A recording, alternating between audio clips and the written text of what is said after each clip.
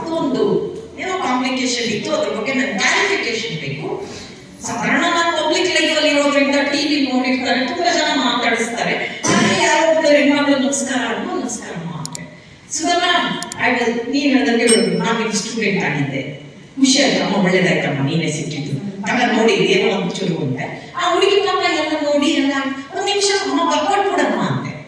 ಅವಳು ಬ್ಯಾಗಿಂದ ಒಂದು ರೀಫಿಲ್ ತೆಗೆದು ನಮ್ಮ ಪಾಲಿಸಿ ಡೀಟೈಲ್ ಎಲ್ಲ ಕತೆ ಬರ್ಕೊಟ್ರು. ನಾನು ಒಂಚೂರು ಬೇಜಾರಾಯ್ತು. ನಾನು ಸ್ಟೂಡೆಂಟ್ ಅಂತಾಳೆ, ರೀಫಿಲ್ ಅಲ್ಲಿ ಬರೀತಾಳೆ. ನಾನು ದುಬಾರಿಗೆ ಹೋಗಿ ಬಂದಿದ್ದೆ, ಯಾರೋ ಒಂದು ಒಳ್ಳೆ ಪೆನ್ ಕೊಟ್ಟಿದ್ರು. ನಮಗೆ 4 ಪೆನ್ ಇದ್ದಲ್ಲ, ಬರೆಯೋದು ಕಡಿಮೆ, ಭಾಷಣ ಜಾಸ್ತಿ. ನಾನು ಮಾಡಿದೆ, ನನ್ನ ಸ್ಟೂಡೆಂಟ್ ಕೊಡೋಣ ಅಂದ್ಬಿಟ್ಟು, ನೋಡಮ್ಮ ಸುಮಾ ತಗೋ ಈ ಪೆನ್ ನನ್ನ ಕಡೆಯಿಂದ ಗಿಫ್ಟ್, ನೀನ್ ರೀಫಿಲ್ ಅಲ್ಲಿ ಬರೆಯೋದು ನಂಗೆ ಯಾಕೋ ಇಷ್ಟ ಆಗ್ತಿಲ್ಲ. ಅಯ್ಯೋ ಸುಧಾ ಮ್ಯಾಮ್, ನನ್ನ ಹತ್ರ ಪೆನ್ ಇದೆ ಅಂತ. ಮತ್ತೆ ಯಾಕಮ್ಮ ರೀಫಿಲ್ ಅಲ್ಲಿ ಬರೀತಿದ್ಯಾ? ನಾನು 3 years back I got married ಅಂತ. ಕಂಗ್ರ್ಯಾಚುಲೇಷನ್, ಸಂತೋಷ. ಈಗ ನಾನು ಪ್ರೆಗ್ನೆಂಟ್ ಮೇಡಮ್, 3 months.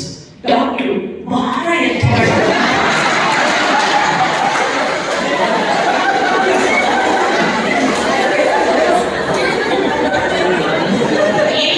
ಇವ್ರು ಹೋರಾಟ ಮಾಡಲ್ಲ ನಾನು ಹೇಳಿ.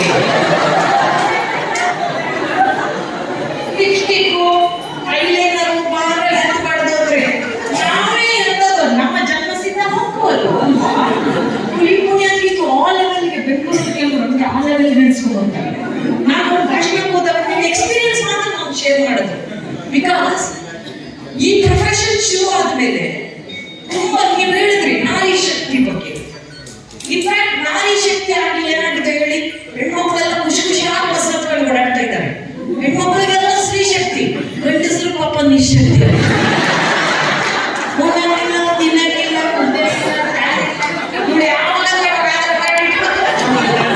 ಕೆಲವು ಹೆಣ್ಮಕ್ಳಂತೂ ಆಧಾರ್ ಕಾರ್ಡ್ ಮಾಡಿಸ್ಕೊಂಡವ್ರೆ.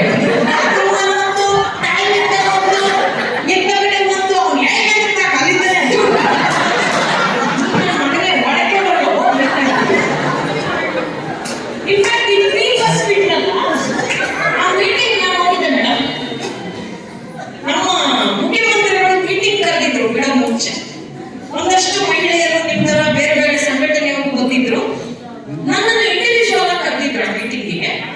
ನಾನು ಆ ಹೆಣ್ಮಕ್ಳೆಲ್ಲ ಫಸ್ಟ್ ಮಾತಾಡೋದು ಕೇಳಿಸ್ಕೊಂಡೆ. ಯಾರೋ ನಮ್ಮ ಮಾತಾಡ್ಕೊಂಡೇ ಈ ತರ ಮಾತಾಡೋಕೆ ನಮ್ಮ ಕಡೆ ರೇಗಿಸ್ತಾ ಇರ್ತಾರೆ. ನಿಮ್ ಬಾಯಿಗೆ ಯಾರು ಬೆಟ್ಟ ಹಾಕಿದ್ರು ಅಂತ ನಮ್ಮ ಕೈಲಿ ಗಜಗಣ್ಣೆ ತಿನ್ನಿಸ್ತಾರೆ ಮೇಡಮ್. ನನಗೆ ಅಜ್ಜಿ ಇರೋವಾಗ ನನಗೂ ಎಲ್ಲ ಹೇಳೋದು. ಅದಕ್ಕೆ ಅವೆಲ್ಲ ಹೆಣ್ಮಕ್ಳು ಭಾರಿ ಜೋರ ಮಾತಾಡಿ, ಸಿಎಂ ಸರ್ ನಾವು ಒಂದೇ ರಿಕ್ವೆಸ್ಟ್, ಹೆಣ್ಮಕ್ಳಿಗೆ ಫ್ರೀ ಬಸ್ ಬಿಟ್ಟಿದ್ರೆ ಖುಷಿ, ಆದ್ರೆ ಆ ಬಸ್ ಅಲ್ಲಿ ಡ್ರೈವರು ಕಂಡಕ್ಟರ್ ಬಿಟ್ಟು ಒಂದು ಗಂಡ ನಾನು ಅದಕ್ಕೆ ಏನೇಷ್ಟಿದೆ ಸರ್, ನಾನು ಹೆಣ್ಮಕ್ಳು ಕಳಿಸಿ. ನಾನು ಹೇಳಿದೆ ಇಲ್ಲ ಸರ್, ಅನ್ಯಾಯ ಇದೆ, ದಯವಿಟ್ಟು ನೀವು ಹೆಣ್ಮಕ್ಳಿಗೆ ಏನೇ ರಿಸರ್ವೇಶನ್ ಕೊಡಿ, ಅಂತ ಬಸ್ ಅಲ್ಲಿ 30% ಆದ್ರೂ ಹೆಣ್ಮಕ್ಳಿಗೆ ಅವಕಾಶ ಕೊಡ್ಬೇಕು ಅಂತ. ಹೆಣ್ಮಕ್ಳು ಸಿಟಿಗೆ ಬಿಟ್ರು, ಅಣ್ಣ ಮುಂದೆ ಮಾರಿಯಲ್ಲ ಜೋರಾಗಿರೋ ಹೆಣ್ಮಕ್ಳಿದ್ರು ನಿಂತ್ಕೊಂಡ್ಬಿಟ್ಟು, ಸುಧಾ ಬರ್ಗೂರವ್ರೆ ನಾವು ನಿಮ್ಮ ಮಾತನ್ನ ಖಂಡಿಸ್ತೀವಿ, ನಾವು ನಿಮ್ಮನ್ನ ಟಿವಿ ನೋಡಿ ಹೆಣ್ಮಕ್ಳು ಬರ ಅನ್ಕೊಂಡಿದ್ವಿ, ಹೆಣ್ಮಕ್ಳು ಬರೀ ನೀವು ಅನ್ಕೊಂಡಿದ್ವಿ, ಇಲ್ಲ ನೀವು ಗಂಡಸರು ಬರ ಮಾತಾಡ್ತಿದ್ದೀರ ಅಂತ ಲತಾ ಮೇಡಮ್. ನಾನು ಈಗಲೂ ನಿಮ್ಮ ಕಾಲನೇ ಅಂತೆ. ಹೇಗಾಗುತ್ತೆ ಮೇಡಮ್, ಯಾಕೆ ಗಂಡಸರು 30% ನಮ್ಮ ಬಸ್ ಹತ್ಬೇಕು ಅಂದ್ರೆ ಅಮ್ಮ ಸುಮ್ಮನಿರಿ, ಒಪ್ಪಿ ತಪ್ಪಿ ಬಸ್ ಎಲ್ಲಾದ್ರೂ ಕೆಟ್ಟು ಅಂದ್ರೆ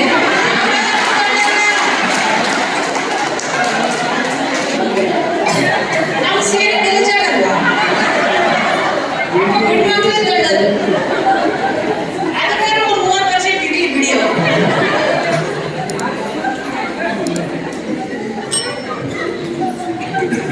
ನಮ್ಗೆ ಮಾತಾಡೋಕೆ ಸಬ್ಜೆಕ್ಟ್ ಬೇಕು ಅಂತಲೇ ನಾನು ಭಗವಂತ ನಿಮ್ಮಂತ ಕನ್ನಡದ ಅಭಿಮಾನಿಗಳು ನನ್ನನ್ನು ನಂಬಿ 25 ವರ್ಷ ಬೆಳೆಸಿದ್ರಿ. ನಾವು ಇದನ್ನ ವೃತ್ತಿಯಾಗಿ ಶುರು ಮಾಡಿದಾಗ ತುಂಬಾ ಜನ ಕ್ವಶನ್ ಮಾರ್ಕ್ ಇತ್ತು, ಇನ್ಕ್ಲೂಡಿಂಗ್ ನನ್ನ ಫ್ಯಾಮಿಲಿ ಮೆಂಬರ್ಸ್. ನನ್ನ ಜೊತೆ ಫಸ್ಟ್ ನಿಂತಿದ್ದು ನನ್ನ ಹಸ್ಬೆಂಡ್ ಮಾತ್ರ, ಈ ಮಾಡು ನನಗೆ ಗೆಲ್ತಿ ಅಂತ ನಂಬಿಕೆ ಇದೆ ಅಂತ. ಆದ್ರೆ ಎಲ್ಲರೂ ನನ್ನ ಬೈದ್ರು, ದಡ್ಡಿ ನಿನಗೆ ಬುದ್ಧಿ ಇದೆಯಾ, ಸುಮ್ಮನೆ ನಿಂಗೆ ಬೇಜಾರಾದ್ರೆ ರಜಾ ಹಾಕೊಂಡಿರ್ಬೋದಿತ್ತು, 2 ವರ್ಷ ರಜಾ ಹಾಕು, ಏನು ಆಗಲ್ಲ, ನಿನ್ ಕೆಲಸ ಎಲ್ಲೂ ಹೋಗಲ್ಲ, ಸರ್ಕಾರದ ಕೆಲಸ ಆದ್ರೆ ಊಟ ಹೊಡ್ಕೊಂಡ್ ನಂಗೆ ಅಂತ. ನನಗೆ ಊಟ ಹೊಡೆಯೋದ್ರಲ್ಲಿ ನಂಬಿಕೆ ಇರಲಿಲ್ಲ. ಯಾಕೆಂದ್ರೆ ಈ ಮದುವೆ ಆದಾಗ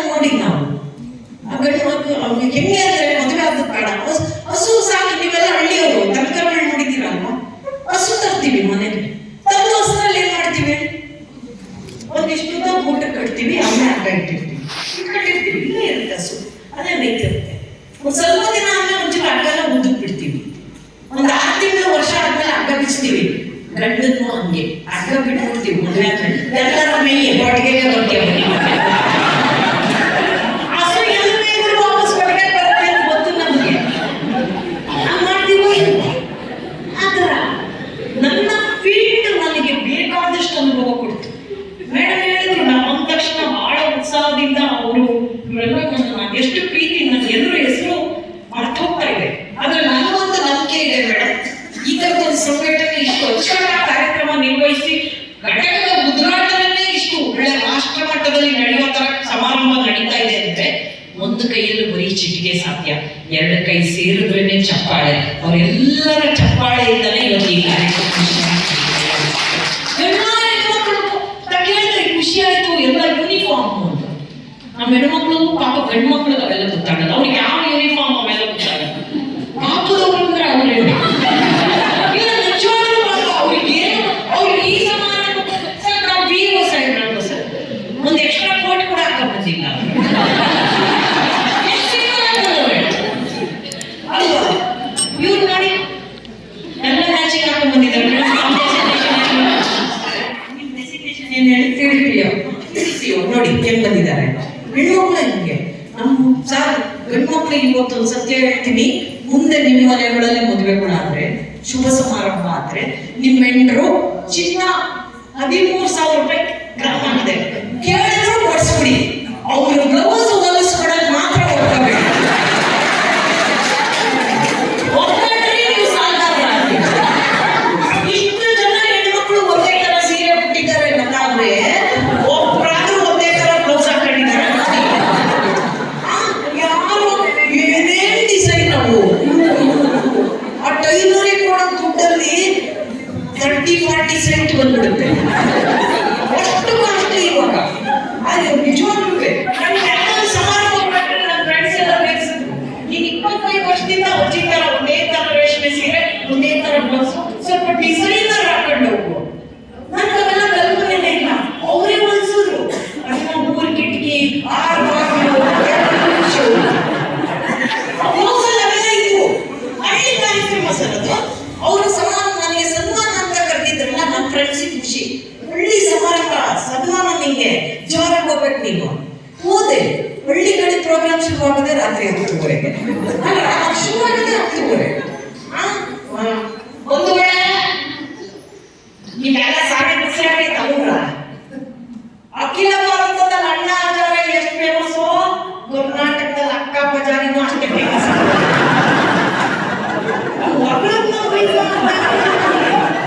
ಅಕ್ಕ ಬಜಾರಿ ಅಂತಾನೆ ಮನೆಯವರು ಅನ್ನಕ್ಕೆ ಎದುರುಗಳವರು. ನಿಮಗೆ ಖುಷಿ ಆಗುತ್ತೆ.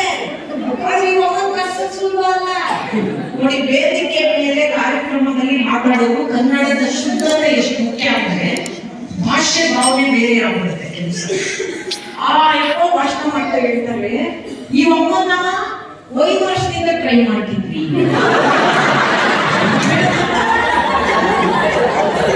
5 ವರ್ಷ ಕೆಳಗೆ ಅಮೆರಿಕ ಹೋಗ್ತೀವಿ, 4 ವರ್ಷ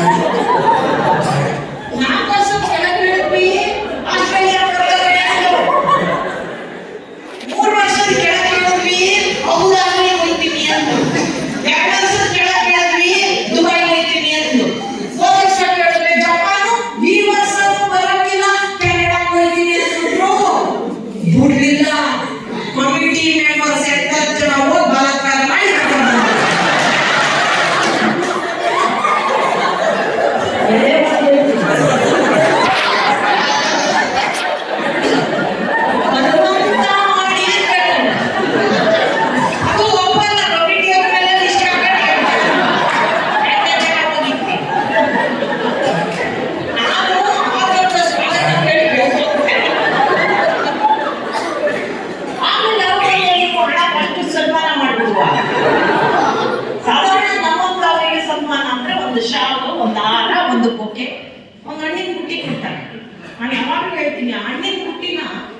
ಮೊದಲೇ ಪ್ಯಾಕ್ ಮಾಡಿ ಇಟ್ಟಿರ್ತಾನ. ಅದ್ರಲ್ಲಿ 6 ಹಣ್ಣಿದ್ರೆ 4 ಸೆಕೆಂಡ್ ಇರ್ತದೆ. ಯಾಕಂದ್ರೆ ಅವನಿಗೆ ಗೊತ್ತು ಇದು ಯಾಕೋ ಹೋಗುತ್ತೆ ಅಂತ. ಬರೋರ್ಗೆ ಅವ್ರ ಡ್ಯೂಟಿ ಅಷ್ಟೇ, ಹಣ್ಣಿನ ಬುಟ್ಟಿ ತರಬೇಕು. ಅವ್ನು ಚೆನ್ನಾಗಿರೋದು ಒಂದು ಡಜನ್ ಬಾಳೆಹಣ್ಣು ಮಾತ್ರ ಹಾಕ್ತಾನೆ, ಉಳಿಕಿದ್ ಯಾವುದು ಹಾಕಲ್ಲ, ಎಲ್ಲ ಕೆಟ್ಟೋಗಿರೋದೇ ಕೊಡೋದು. ಇಲ್ಲಿ ಅದೇ ತರ ಸನ್ಮಾನ ಅಂತ ಹಿಂಗ್ ನೋಡ್ದೆ, ಕುರ್ಚಿ ಮೇಲೆ ಕೂರಿಸಿದ್ರು, ತಗೊಬರ್ರು ಅಂದ್ರು. ಏನ್ ಚಾವಟಿ ಗಿಟ್ಟಿ ತರ್ತಾರ ಅಂತ ಡೌಟ್ ನನಗೆ. ಹುಟ್ಟಿಗಟ್ಟಲೆ ಹೂವ ಸರ್, ಮಿನಿಸ್ಟ್ರುಗಳಿಗೆ ಹಂಗೆ ಮಾಡೋದು ನೋಡಿದ್ವಿ. ಯಾಕೆಂದ್ರೆ ಆಪಲ್ ಆಗ ಇನ್ನೇನೋ ಸೀಬೆ ಹಣ್ಣಿನ ಆಗ ಅವೆಲ್ಲ ಅವರಿಗೆ, ನಮಗೆ ನಾವ್ಯಾವ ಮಿನಿಸ್ಟ್ರುಗಳು. ಇವ್ರನ್ನ ನೋಡಿದ್ಮೇಲಂತೂ ಕನ್ಫರ್ಮ್ ಆಯ್ತು. ಒಂದಿನ ಟೀಚಿಂಗ್ ಕಾನ್ಸ್ಟಿಟ್ಯೂಯೆನ್ಸಿಯಿಂದ ಈ ಅಮ್ಮ ಗ್ಯಾರಂಟಿ ಗೆದ್ದು ಮಂತ್ರಿ ಆಗ್ತಾರೆ. ನಾನು ಇವತ್ತು ಭವಿಷ್ಯ ಹೇಳ್ತೀನಿ ಮೇಡಮ್, ನಾನು ಇವತ್ತು ಭವಿಷ್ಯ ಹೇಳಿದ್ದೀನಿ ಆಯ್ತಾ. ಆಗ ನಾನು ಆಗಲೂ ಅಭಿನಂದನಾ ಭಾಷಣ ಕರೀರಿ, ಹಿಂಗೆ ರೆಡಿಯಾಗಿ ಬರ್ತೀನಿ, ಸ್ವಲ್ಪ ಪೇಮೆಂಟ್ ಜಾಸ್ತಿ ಕೊಡಿ. ಇಲ್ಲಿ ತಗೊಂಡ್ರು ಅಂದ್ರೆ ಹುಟ್ಟಿಗಟ್ಟಲೆ ಹೂವ ಬಂತು. ರೋಮಾಂಚನ ಅನಿಸ್ತು. ಈ ಬಡಿ ಮಕ್ಕಳು ನಮ್ಮ ಮನೆ ನನ್ನ ಗಂಡ ನನ್ನ ಮಗಳು ಕಡಿಮೆ ಮಾಡೋರಲ್ಲ, ಇಬ್ಬರು ಕರ್ಕೊಂಡ್ಬರ್ಬೇಕಿತ್ತು. ನಮ್ಮ ವ್ಯಾಲ್ಯೂ ಮಕ್ಕಳೆಲ್ಲ ಟೀಚರ್ ಅಂತ ಪ್ರೀತಿ ತೋರಿಸ್ತಾರೆ, ನೀವು ಬೆಳೆಸಲ್ವಾ? ನಮ್ಮ ಮನೆಯಲ್ಲಿ ಬಡಿ ಮಕ್ಕಳು ಒಂದಿನ ನೀವು ಪ್ರೀತಿ ಮಾಡೋದು ಅನ್ಸಲ್ಲ ಇಲ್ವೋ ಅಲ್ವಾ? ನಾವು ಅವ್ರಿಗೆ ಅನ್ನಿಸ್ತು. 8 ಗುಂಡಿ ಹೂವರ್ಸೋದು ರೋಮಾಂಚನ ಆಯ್ತು. ಈಗ ಮೇಡಮ್ ಅವ್ರು ಮಾತಾಡ್ಬೇಕು ಅಂದ್ರು ಶುರು ಮಾಡಿ 5 ನಿಮಿಷ ಆಯ್ತು. ಗ್ರಾಚಾರಕ್ಕೆ 8 ಗುಂಡಿ ಹೂವಿನ ಜೊತೆ 7 ಹುಳುಗಳು ಫ್ರೀ ಆಗಿ ಬಂದ್ರು. ಹೂವಿನ ಜೊತೆ ಹುಳ ಹಾಕ್ಬಿಟ್ಟಿದ್ದಾರೆ, ಅಂದ್ರೆ ಬೇಕು ಅಂತಲೂ ಸೇರ್ತಾ ಬಿಟ್ಟಿದೆ. ಇವ್ರು ಕಿಟಕಿ ಬಾಗಿಲು ಎಲ್ಲ ಇರಿಸಿ ಶುರು ಮಾಡಿದ್ರು. ಕೆಂಪಳ ಅನ್ನಿಲ್ಲ, ಈಗ ಇನ್ನಿಲ್ಲ. ಎಂತ ಪರಿಸ್ಥಿತಿ. ಅಂತ ಸಮಯದಲ್ಲೂ ಭಾಷಣ ಮಾಡಿ ಗೆದ್ವಿ ಅಂದ್ರೆ ಕನ್ನಡದ ಜನಕ್ಕಿರೋ ಪ್ರೀತಿ ಸುಧಾ ಬರ್ಪೂರ್ ಅಂದ್ರೆ ನಿಮ್ಗೇನೋ ಆಗ್ತದೆ.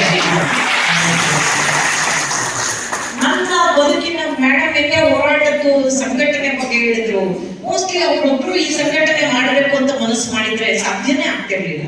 ಪದಾಧಿಕಾರಿಗಳು ರಾಜ್ಯ ಮಟ್ಟದಲ್ಲಿ, ರಾಷ್ಟ್ರ ಮಟ್ಟದಲ್ಲಿ, ಇವತ್ತು ತಾಲೂಕು ಮಟ್ಟದಲ್ಲಿ ನೀವೆಲ್ಲರೂ ಅವರನ್ನ ನಂಬಿ, ಅವರ ಉದ್ದೇಶಗಳನ್ನ ನಂಬಿ, ಸಂಘಟನೆಯನ್ನ ನಂಬಿ ಜೈಯಲ್ಲಿರಲ್ಲ. ಈ ಜನಿಕಾರಕ್ಕೆ ಇರೋ ತಾಕತ್ತದು. ಅದಕ್ಕೆ ಹೇಳೋದು ಒಗ್ಗಟ್ಟಲ್ಲಿ ಬಲ ಇದೆ ಅನ್ನೋದಕ್ಕೆ ಸಂಘಟನೆ ಅಂತ. ನನ್ನ ಎಲ್ಲೋ ಸಣ್ಣ ಹಳ್ಳಿ ಓದ್ಕೊಂಡ್ ಬಂದವಳು 23 ದೇಶಕ್ಕೆ ಹೋದೆ. ನಾನು ಕನ್ನಡದಲ್ಲೇ ಭಾಷಣ ಮಾಡಿ ನಾನು ನಂಗೆ ಒಂದು ಡಿಫ್ರೆನ್ಸ್ ಅರ್ಥ ಆಗಿತ್ತು. ಇವತ್ತಿಗೂ ನಮ್ಮಲ್ಲಿ ಯಾರಿಗಾದ್ರೂ ನಾವು ಪರಿಚಯ ಮಾಡ್ಕೊಂಡಾಗ ಏನ್ ಮಾಡ್ತೀರಾ ಮೇಡಮ್ ಅಂತ ಕೇಳ್ತಾರೆ. ನಾನು ಸ್ಟಾರ್ಟ್ ಅಪ್ ಕಾಮಿಡಿಯನ್ ಅಂದ್ರೆ ಜೋಕರ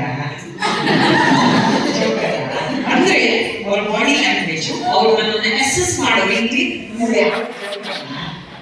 ಆದ್ರೆ ನಾನು ವೆಸ್ಟರ್ನ್ ಕಂಟ್ರೀಸ್ ಹೋದಾಗ ಅಲ್ಲಿ immigration officer purpose of visit ಕೇಳ್ತಾರೆ. ಯಾಕಂದ್ರೆ ನಮ್ಮ ವೀಸಾದಲ್ಲಿ ಮೆನ್ಷನ್ ಆಗಿರುತ್ತೆ ಪರ್ಫಾರ್ಮೆನ್ಸ್ ಬಂದಿದ್ದಾರೆ ಇವರು ಆರ್ಟಿಸ್ಟ್ ಅಂತ.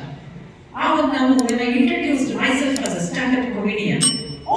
That's great, welcome to our country ಅಂತ ಶೇಕ್ ಹ್ಯಾಂಡ್ ಮಾಡ್ತಾರೆ. ಯಾಕಂದ್ರೆ ಆ ದೇಶದಲ್ಲಿ ಹಾಸ್ಯ ಭಾಷಣ ಮಾಡೋರಿಗೆ ಒಬ್ಬ ಸಿನಿಮಾ ನಟ ನಟಿಗಿಂತ, ಒಬ್ಬ ಕ್ರಿಕೆಟರ್ಗಿಂತ ಜಾಸ್ತಿ ಆದಾಯ ಬರುತ್ತೆ.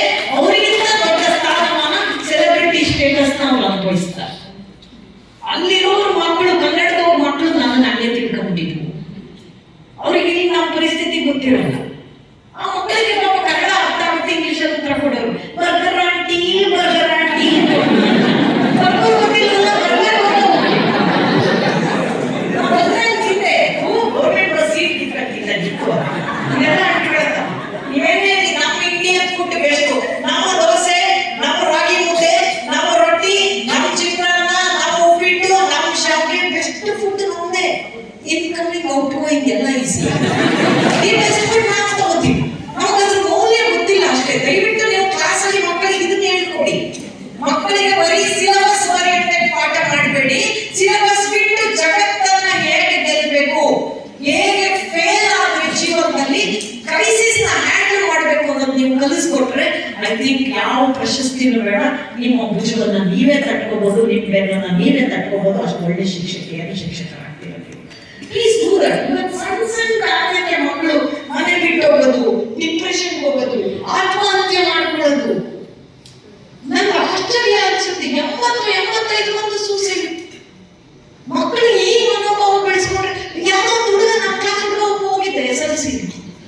ನಾನು ಕೆಲ ಹಾಕೊಂಡ್ಬಿಡ್ತೀನಿ. ನಮ್ಮ ಅಪ್ಪ ಹೇಳೋನೆ, ನೀನ್ ಫೇಲ್ ಆದ್ರೆ ಮನೆ ಬರ್ಬೇಡ ಅಂತೇಳಿ. ನಾನು ಹೇಳಿದೆ, ನೀವು ಆಡ್ಬೇಡ, ಫೇಲ್ ಆದ್ರೆ ಮತ್ತೆ ಅದೇ ಮ್ಯಾಥ್ಸು, ಇಂಟೆಲಿಜೆನ್ಸ್ ತಿರ್ಗಾ ಹುಟ್ತೀವಿ, ತಿರ್ಗಾ ಓದ್ಬೇಕು. ಅಯ್ಯೋ ಮಾಸ ನಾಸ ಏನೇನ್ ಪ್ರಾಣ ತಿಂತಾರೆ ಕೊಡೋ ಎಲ್ಲ ತಪ್ಪಿಸ್ಕೊಂಡು ಇಲ್ಲಿ ತನಕ ಬಂದಿಗೆ ಆ ಇಂಗ್ಲಿಷ್ ಬಿಡದ ಕಟ್ಟೆ ಎಮ್ಮೋ ಕಟ್ಟರೆ ಪಾಸ್ ಮಾಡ್ತಾರೆ. ನಾವೆಲ್ಲ ಹಾಗೆ ಬಂದವರು ಜೀವನದಲ್ಲಿ. ನಮ್ಗೆ ಹಿಂದೆ ಗುರು ಇರ್ಬೇಕು, ಮುಂದೆ ಗುರಿ ಇರ್ಬೇಕು ಅಂತಾರೆ. ಅದು ಎರಡೂ ಇಲ್ಲದೇನೂ ಕೂಡ ಅಳುಕಲ್ಲಿ ಲೈಫನ್ನ ಕಟ್ಟಿಕೊಂಡು ನಾವು. ಆದ್ರೆ ಲಕ್ಷಾಂತರ ಮಕ್ಕಳ ಭವಿಷ್ಯ ಕಟ್ಟೋ ಜವಾಬ್ದಾರಿ ಇರೋದು ನಿಮ್ಮ ಹೆಗಲ ಮೇಲೆ. ದಯವಿಟ್ಟು ನಿಮ್ಮ ಕೋಪ, ನಿಮ್ಮ ಸಿಟ್ಟು, ನಿಮ್ಮ ಅಸಹನೆ, ಮನೆಯಲ್ಲಿ ನಿಮಗಾಗಿರುವ ಯಾವ ಮಾನಸಿಕ ಒತ್ತಡವೂ ಕೂಡ ಮುದ್ದು ಮಕ್ಕಳ ಮೇಲೆ ಪ್ರಭಾವ ಬೀರ್ಬೇಕಂತ ನೋಡ್ಕೊಳ್ಳಿ. Please don't carry your tension. ನಿಮ್ಮ ಮನೆಯಿಂದ ಸ್ಕೂಲ್ಗೂ ತರಬೇಡಿ, ಸ್ಕೂಲಿಂದ ಮನೆಗೂ ತಗೊಂಡು ಹಳೇ ವಿದ್ಯಾರ್ಥಿಗಳು ಈ ಸೋಷಿಯಲ್ ಮೀಡಿಯಾ ಬಂದ್ಮೇಲೆ ಒಬ್ರಿಗೊಬ್ರು ಮೀಟ್ ಆಗೋದು ತುಂಬಾ ಸಹಜ. ಅದರದ್ದೊಂದು ಮೀಟಿಂಗ್ ಇಟ್ಕೊಂಡ್ರು. ಅದ್ರಲ್ಲಿ ಒಬ್ಬ ಹುಡುಗ ಅಮೆರಿಕಾದ ಪ್ರತಿಷ್ಠಿತ ಕಂಪನಿಯ ಸಿಇಒ, ಅವನ ಜೊತೆ ಓದೋರೆಲ್ಲ ಕಾಯ್ತಾ ಇದ್ರು ಸಿಇಒ ಬರ್ತಾನೆ ಅಂತ. ಪ್ರೈಮರಿ ಸ್ಕೂಲ್ ಮೇಡಮ್ಗಳಿಗೆ ಸನ್ಮಾನ. ಕೆಲವರು ಬದುಕಿದ್ರು, ಕೆಲವರು ಸತ್ತು ಹೋಗಿದ್ರು. ಬಹಳ ವರ್ಷ ಒಂದು ಅಜ್ಜಿ 85 years ಮೇಡಮ್, ಅವರಿಗೆ ಆ ಸಿಇಒ ಒಂದು ಕಾಲು ಮುಟ್ಟಿ ನಮಸ್ಕಾರ ಮಾಡ್ತಾರೆ. ನಾನು ನೆನಪಿದ್ಯಾ? ಇಲ್ಲ ನೆನಪಿಲ್ಲ ಮ್ಯಾಮ್, ನಿಮಗೆ ನನ್ನ ಹೆಸರು ಹೇಳಿದ್ರೆ ನೆನಪಾಗಲ್ಲ, ಒಂದು ಇನ್ಸಿಡೆಂಟ್ ಹೇಳ್ತೀನಿ ಅಂತ ಹೇಳಪ್ಪ. ಒಂದ್ ದಿವಸ ನಾವೆಲ್ಲ 1ನೇ ಕ್ಲಾಸ್ ಇದ್ದಾಗ ಒಬ್ಬ ಹುಡುಗ ಬರ್ತಡೇ ಅಂತ ವಾಚ್ ಕಟ್ಕೊಂಡ್ ಬಂದಿದ್ದ. ನನ್ಗೆ ಆಸೆ ಆಯ್ತು ಮೇಡಮ್, ನಾನು ಕದ್ಬಿಟ್ಟೆ PT ಪೀರಿಯಡ್ ಅಲ್ಲಿ. ಅದಾದ್ಮೇಲೆ ನಾವು ಕಂಪ್ಲೇಂಟ್ ಮಾಡ್ದ ವಾಚ್ ಕಳ್ದೋಗಿದೆ ಅಂತ. ನೀವು ನಮ್ಮನ್ನೆಲ್ಲ ಬೋರ್ಡ್ ಕಡೆ ಮುಖ ಮಾಡಿ ನಿಲ್ಲಿಸಿ ಕಣ್ಣು ಮುಚ್ಕೊಳ್ರು ಅಂತ ಹೇಳಿ ನಾನು ಜೋಬ್ ಚೆಕ್ ಮಾಡಿದ್ರಿ. ನನ್ನ ಜೋಬಲ್ಲಿ ಆ ವಾಚ್ ಸಿಕ್ತು. ಆದ್ರೆ ನೀವು ನನಗೆ ಶಿಕ್ಷೆ ಕೊಡ್ಲಿಲ್ಲ, TC ಕೊಡ್ಲಿಲ್ಲ, ಅಪ್ಪ ಅಮ್ಮನ ಕರೆಸಿ ಬೈಲಿಲ್ಲ, ಏನು ಹಾಗೆ ಇಲ್ಲ ಅನ್ನೋ ಒಳಗೆ ನನ್ನ ಆಮೇಲೆ ಟ್ರೀಟ್ ಮಾಡಿದ್ರಿ. ಈಗ ನೆನಪಾಯ್ತಾ? ಆ ಮೇಡಮ್ ಹೇಳ್ತಾರೆ, ಇಲ್ಲ ಮಗು, ಈ ಇನ್ಸಿಡೆಂಟ್ ನೆನಪಿದೆ, ಆದ್ರೆ ಅದು ನೀನೇ ಅನ್ನೋದು ನಂಗೆ ಗೊತ್ತಿಲ್ಲ. ಯಾಕೆ ಅಂದ್ರೆ ನಿಮ್ಮನ್ನೆಲ್ಲ ಬೋರ್ಡ್ ಕಡೆ ತಿರುಗಿ ಕಣ್ಣು ಮುಚ್ಕೊಳ್ರು ಅಂತ ಜಗ್ಗಿ ಜೋಬ್ ಚೆಕ್ ಮಾಡುವಾಗ ನನ್ನ ಮನಸ್ಸಿಗೆ ಅನ್ನಿಸ್ತು, ಇದ್ರಲ್ಲಿ ಯಾರೋ ಕದಿಲ್ಲ ಕನ್ಫರ್ಮ್. ಈ ಹುಡುಗ ಕಳ್ಳ ಅನ್ನೋದು ನನ್ನ ಮನಸ್ಸಿಗೆ ಬಂದ್ಬಿಟ್ರೆ ನಾನು ನಾರ್ಮಲ್ ಸ್ಟೂಡೆಂಟ್ ಅಲ್ಲಿ ನೋಡಕ್ ಆಗಲ್ಲ ಅನ್ನಿಸ್ಬಿಟ್ಟು ನಿಮ್ಮ ಜೋಬನ್ನ ಚೆಕ್ ಮಾಡ್ಬೇಕಂದ್ರೆ ನಾನು ಕಣ್ಣು ಮುಚ್ಕೊಂಡೇ ಚೆಕ್ ಮಾಡಿದ್ದೆ ಅಂತ ಬೇಡಗಳ ಸಂತತಿ ಸಾವಿರ ಆಗ್ಬೇಕು. ನಾವು ನಮ್ಮ ಅವಾರ್ಡ್ ಬರುತ್ತೋ ಇಲ್ಲೋ ಗೊತ್ತಿಲ್ಲ, ಆದ್ರೆ ಯಾರೋ ಮಕ್ಕಳು ನಾವು ನಿಮ್ಮ ಸ್ಟೂಡೆಂಟ್ ಆಗಿದ್ದೆ ಅಂತ ಹೆಮ್ಮೆಯಿಂದ ಹೇಳ್ಕೊಳ್ಳುವಂತ ನೋಬೆಲ್ ಪ್ರೊಫೆಷನಲ್ ಇದೀವಿ. ಆ ವೃತ್ತಿ ಗೌರವ ಇದೆ. ಸರ್ವಪಲ್ಲಿ ರಾಧಾಕೃಷ್ಣನ್ ಅವ್ರ ಹೆಸರಲ್ಲೇ ನಾವು ಟೀಚರ್ಸ್ ಡೇ. ಅವರಿಗೆ ಮಾಧ್ಯಮ ಬಂಧುಗಳು ಪ್ರಶ್ನೆ ಕೇಳ್ತಾರಂತ sir, what is the difference between station master and school master ಅಂತ. ಅವ್ರು ಎಷ್ಟು ಚೆನ್ನಾಗಿ ಅನಲೈಸ್ ಮಾಡಿದ್ರು ಅಂದ್ರೆ, station master minds the train, whereas a school master trains the mind and the brain. See, that is the intelligence of a teacher. ಅದಕ್ಕೆ ನಮ್ಮ ಅಬ್ದುಲ್ ಕಲಾಂ ಅವರು president ಆಗಿದ್ದವರು. ಮುಂದೆ ವಾಪಸ್ ಏನಾಗಬೇಕು ಅಂತ ಬಯಸಿದ್ರು ಅಂದ್ರೆ, ನಾನು ಟೀಚಿಂಗ್ಗೆ ವಾಪಸ್ ಬರಬೇಕು, ಟೀಚ್ ಮಾಡ್ತಾ ನನ್ನ ಪ್ರಾಣ ಹೋದ್ರೂ ಪರವಾಗಿಲ್ಲ ಅಂತ ಬಯಸಿದ ಪುಣ್ಯಾತ್ಮ ಅವರಂದ್ರೆ ಟೀಚಿಂಗ್ ಹುದ್ದೆಗಿರುವ ಗೌರವಾಯಿತು. ಇವತ್ತು ನಮಗೆ ಹೋರಾಟ ಮಾಡಕ್ಕೆ ಶಕ್ತಿ ಇದೆ, ಸಂಘಟನೆಗಳಿದೆ, ಸೋಷಿಯಲ್ ಮೀಡಿಯಾ ಇದೆ, ನಮ್ಮ ದನಿಗೆ ದನಿಯಾಗಬಲ್ಲ ಸಾವಿರಾರು ಲಕ್ಷಾಂತರ ಜನ ಇದ್ದಾರೆ. ಇದೇನೂ ಇಲ್ಲದ ಕಾಲದಲ್ಲಿ ಹೆಣ್ಣು ಮಕ್ಕಳಿಗೆ ಶಿಕ್ಷಣವೇ ಕೊಡಬಾರ್ದು, ಹೆಣ್ಣು ಮಕ್ಕಳಂದ್ರೆ ಅಡಿಗೆಗೆ ಸೀಮಿತ, ಹೆಣ್ಣು ಮಕ್ಕಳು ಗೆರೋದಕ್ಕೆ ಸೀಮಿತ, ಅವರಿಗೆ ಮಾತಾಡುವ ಸ್ವಾತಂತ್ರ್ಯ ಇಲ್ಲ ಆಗ್ತಿದ್ದ ಕಾಲದಲ್ಲಿ ತನ್ನ ಪತಿಯ ಸಹಕಾರದಿಂದ ಶಿಕ್ಷಣ ಪಡೆದು ಮೊದಲ ಶಿಕ್ಷಕಿ ಆದ ಪುಣ್ಯಾತ್ಮಿ ಸಾವಿತ್ರಿಬಾಯಿ ಫುಲೆ ಅಂದ್ರೆ ನಮ್ಗೆಷ್ಟು ಗೌರವ ಅಲ್ವಾ? ನಮ್ಮ ಹೆಣ್ಣುತನಕ್ಕೆ ಸಹ ಗೌರವ ಅಂತ ನಾವು ಭಾವಿಸ್ಬೇಕಲ್ವಾ? ಆ ಹೆಣ್ಣು ಮಗಳ ಕಥೆಯನ್ನ, ಆಕೆಯ ಹೋರಾಟವನ್ನ ಇವತ್ತು ನಮ್ಮ ದಮನಿಯನ್ನು ನಾವು ತುಂಬ್ಕೋಬೇಕು. ನಾನು ಬೆಳಗಾವಿ ಕಾರ್ಯಕ್ರಮಕ್ಕೂ ಒಂದ್ಸಲ ಬರ್ತಾ ಫ್ಲೈಟ್ ಅಲ್ಲಿ ಅವ್ರು ಒಂದು ಕಿತ್ತೂರು ಚೆನ್ನಮ್ಮನ ಪ್ರತಿಮೆ ಕೊಟ್ಟಿದ್ರು. ನನಗೆ ಕುದುರೆ ಮೇಲೆ ಚೆನ್ನಮ್ಮ ಕೂತಿದ್ರು. ನನಗೆ ನಂದು ಚಿಕ್ಕ ಬ್ಯಾಗನ್ನು ಮೇಲಿಟ್ಟಿದ್ದೆ, ಅದ್ರಲ್ಲಿ ಇಳಿಸ್ಲಿಲ್ಲ ಮೊಮೆಂಟ್. ನಾನು ತೊಡೆನಲ್ಲಿ ಇಟ್ಕೊಂಡಿದ್ದೆ. ಕಿತ್ತೂರು ಚೆನ್ನಮ್ಮ ಕುದುರೆ ಮೇಲೆ ಹತ್ತಿ ಇಟ್ಕೊಂಡು ಕೂತಿರುವಂತ ಪ್ರತಿಮೆ ಮೂರ್ತಿ ಅದು ಇಷ್ಟ ಇತ್ತು. ಮ್ಯಾಜಿಕ್ ಡಬ್ಬಲ್ಲಿ ಹಾಕೊಟ್ಟಿದ್ದೆ. ನಾನು ಹಿಂದೆ ಇಬ್ರು ಹುಡುಗಿ ಕೂತಿದ್ದಾರೆ, ಅವರಿಬ್ರು ಮಾತಾಡ್ತಿದ್ದಾರೆ. ಹೇಳಿ ಬಟ್ ಶೀಸ್ ಹೋಲ್ಡಿಂಗ್ ಅಪ್ಪಟ ಇಂಗ್ಲಿಷ್ ಮೀಡಿಯಂ ಪ್ರತಿಭೆಗಳು ಮಾತಾಡ್ತಿದ್ರು. ಅವರಿಬ್ರು ಮಾತಾಡ್ಕೊತಾರೆ. ಮೋಸ್ಟ್ಲಿ ಈ ಆಂಟಿ ಎಲ್ಲೋ ರೇಸ್ ಹೋಗಿರ್ಬೇಕು, ಕುದುರೆ ರೇಸ್ಗೆ ಅನ್ಸುತ್ತೆ, ಅದಕ್ಕೆ ಕುದುರೆ ಹೇಳ್ಕೊಂಡಿದ್ದಾರೆ. I felt so bad. ಈ ಮಣ್ಣಲ್ಲಿ ಸ್ವಾತಂತ್ರ್ಯಕ್ಕೆ ಹೋರಾಟ ಮಾಡಿದ ಹೆಣ್ಮಗಳು ತನ್ನ ವೈಯಕ್ತಿಕ ಬದುಕನ್ನ ಪಕ್ಕಕ್ಕಿಟ್ಟು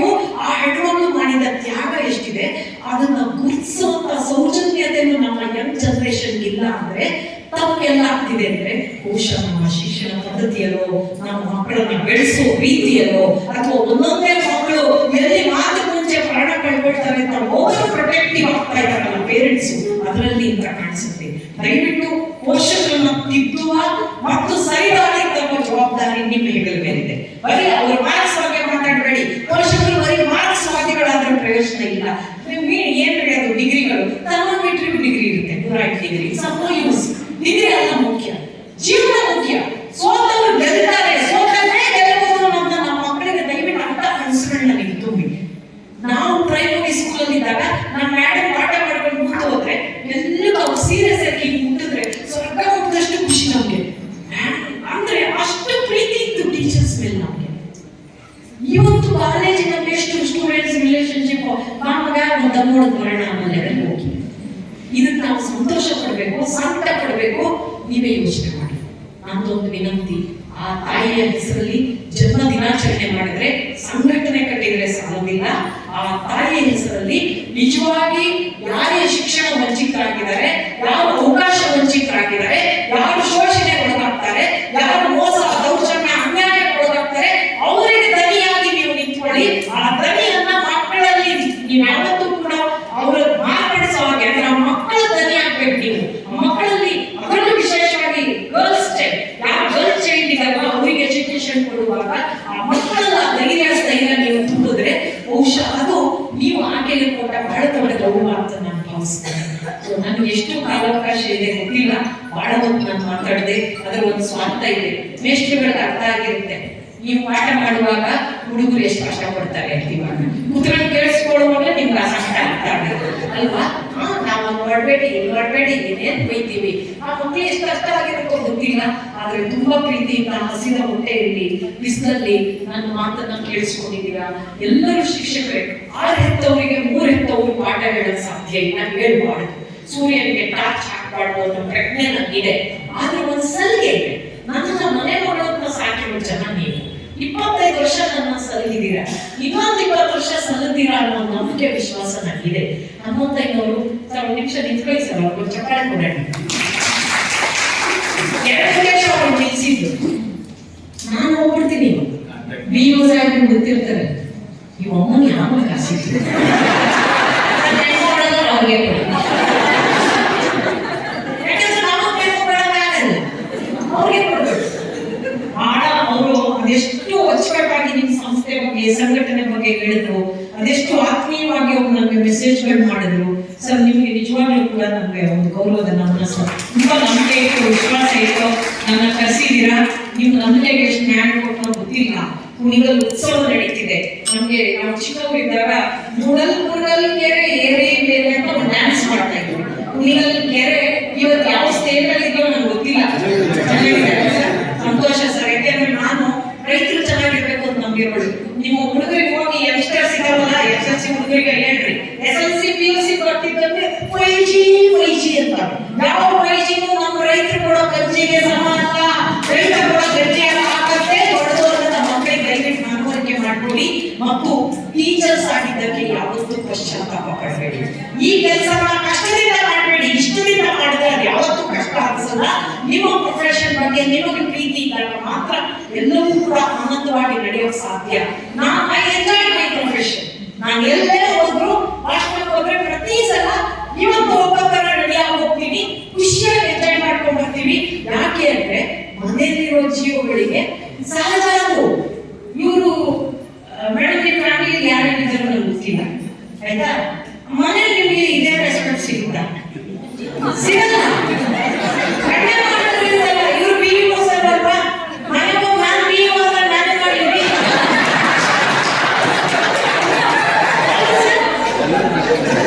ಹೆಂಡತಿಗೆ BO ಅಲ್ಲ, ಅವ್ರು ಇವ್ರಿಗೆ ಡೈರೆಕ್ಟ್ರು. ನಾನೇ ನಿಮ್ DD ಅಂತಾರೆ. ಸತ್ಯ ಅಲ್ಲವೇ? ಕುಟುಂಬ ಅಂತ ಬಂದಾಗ ನಾನು ಮೇಲೆ ಇವೆಲ್ಲ ಯಾವುದೂ ಇಲ್ಲ ಅಲ್ಲಿ ಡಿಸ್ಕ್ರಿಮಿನೇಷನ್. ಬಿಕಾಸ್ ಮನೆಯಲ್ಲಿ ದಯವಿಟ್ಟು ನಿಮ್ಮ ಡೆಸಿಗ್ನೇಷನ್ಗಳನ್ನ, ನಿಮ್ಮ ಸ್ಟೇಟಸ್ ಅನ್ನ, ನಿಮ್ಮ ಬ್ಯಾಂಕ್ ಬ್ಯಾಲೆನ್ಸ್ ಇಟ್ಕೊಂಡು ಯಾರು ವ್ಯವಹಾರ ಮಾಡಬೇಡಿ, ಯಾರು ಮಾಡಬೇಡಿ. ನೀವು ಲಾಕ್ಡೌನ್ ಬಗ್ಗೆ ಹೇಳಿದ್ದಕ್ಕೆ 2 ಪ್ರಸಂಗಗಳನ್ನ ನಾನು ಮುಗಿಸ್ತೀನಿ. ನನಗೆ ಗೊತ್ತು ಎಲ್ಲರಿಗೂ ವರ್ಷವಾಗಿದೆ, ಕ್ಷಮೆ ಇರಲಿ ನನ್ನ ಮೇಲೆ. ಇಲ್ಲ ನಿಲ್ಲಿಸೋದ್ರೆ ಇಲ್ಲೇ ನಿಲ್ಲಿಸ್ಬೇಕು. ಸೊ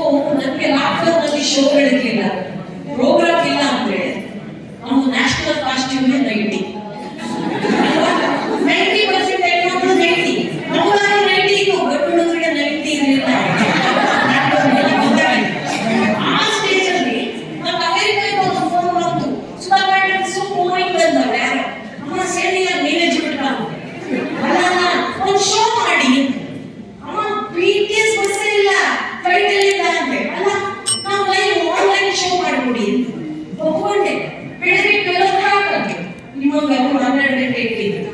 ಆಮೇಲೆ ಕೇಳಿದೆ ಯಾಕೆ ಸರ್ 12 ಅಂತೆ. ಮೇಡಮ್ ಇದು ಹೋಗ್ಬಿಡಿ ಕೊಡಲ್ಲ ದುರಂತ ಇದೆ.